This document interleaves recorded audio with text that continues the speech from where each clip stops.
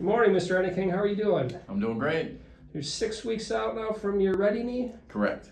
and did you go home the same day as surgery? Yes, I did.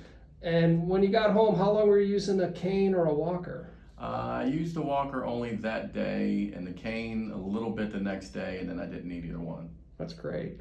And how long after surgery did you go back to work? 2 weeks. Super. How long were you in therapy? I just finished yesterday, so it was 6 weeks of therapy. Good. Did you need to take a lot of pain medicine for your knee? No, not much. Good. Now you had your opposite knee done about 5 years ago, and that was not a ready knee. How does this one compare to the knee 5 years ago? It's a world of difference. Recovery time, not needing the walker, not needing the cane, much more stability, way less pain.